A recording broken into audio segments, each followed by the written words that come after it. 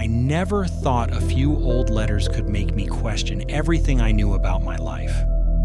Not just my marriage, but myself. My name is Michael. I'm 36 years old, and this is the story of how I started suspecting my wife, only to discover that someone had been afraid of me long before I was even born.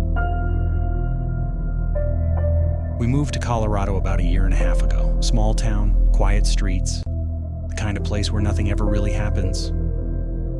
We wanted that, a reset, a slower life. When we found the house, Emma fell in love with it immediately. Old 2-story home on the edge of town, too cheap for what it was. But she didn't hesitate. She just looked at me and said, "We're taking it." It wasn't like her. Emma always overthought everything. But I assumed she was just excited. I didn't question it. Not enough, at least. The first letter arrived a few months later. No return address, just a name on the front. Emma Walters, her maiden name. I brought it inside. The moment she saw it, her face changed. Not dramatically, but enough. "Do you know who this is from?" I asked. "No," she said too quickly. She opened it, read it, then silently threw it away. That should have been the first warning sign. That night, after she went to sleep, I took the letter out of the trash. I shouldn't have, but I did. Inside was one sentence.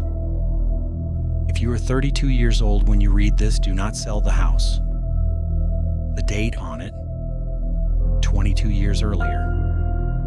Emma was 8 years old back then. It made no sense. A week later, another letter arrived. Same handwriting, same feeling. This time it said, "Do not trust a man named Michael." My stomach dropped, because my name is Michael. When I showed her the letter, she went quiet, and then she said something I didn't expect. "I've gotten letters like this before."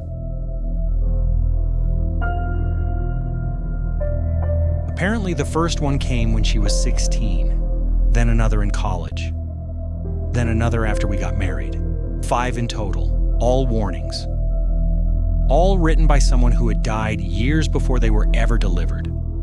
The author was her mother. She had died of cancer when Emma was 10. That should have explained everything. It didn't. It made it worse. We started digging. Every envelope had real postal stamps, real dates.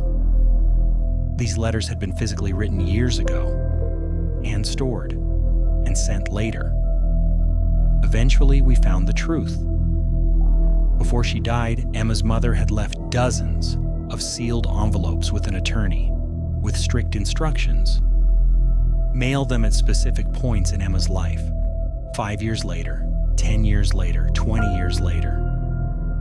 It was her way of continuing to speak to her daughter after death. At least that's what it looked like.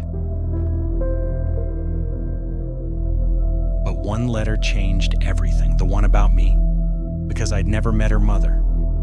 She died long before Emma and I ever met, so how could she know my name? At first, we convinced ourselves it was a coincidence. Michael is a common name. But then another letter arrived, and coincidence stopped feeling like an answer. If you were reading this next to Michael, then either I was wrong, or I failed to warn you in time. I didn't sleep that night, neither did Emma. A few days later, we met the attorney who had been sending the letters. He was old, very old, but he remembered Emma's mother clearly. When we told him everything, he went silent for a long time. Then he said, there was one last thing, a final instruction, only to be revealed if the situation escalated. He brought out a box. Inside were newspaper clippings, photographs, and police reports. That's when I saw it. A photo. And my world stopped. The man in it looked exactly like me. Same face, same structure, same eyes, like I was staring at a version of myself that shouldn't exist. Under it, wanted in connection with the disappearance of the Robertson family. His name wasn't Michael. It was Thomas Reed. article was from 1989. I was born in 1990. When I showed it to my father, he didn't say anything. Not at first. Then he left the room. When he came back, he was holding an old folder, and he told me the truth. The man in the photo was my biological father, not the man who raised me. My mother had fled from him while pregnant, changed her identity, moved across the country. Because he was dangerous. He'd been investigated in connection with multiple disappearances, but nothing was ever proven. But that wasn't the worst part.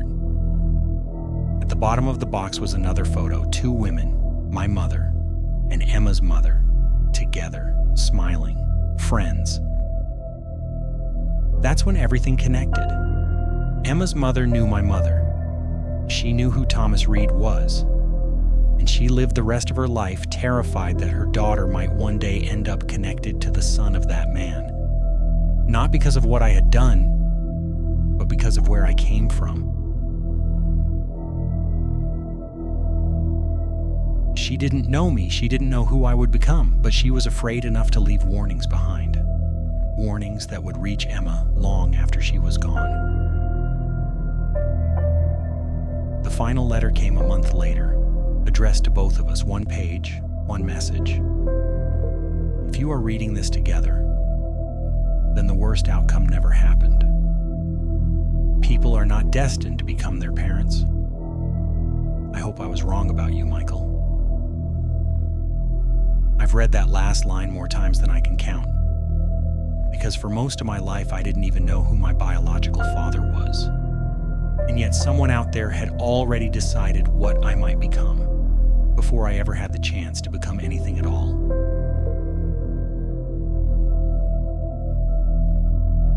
And somehow, I think I proved her wrong.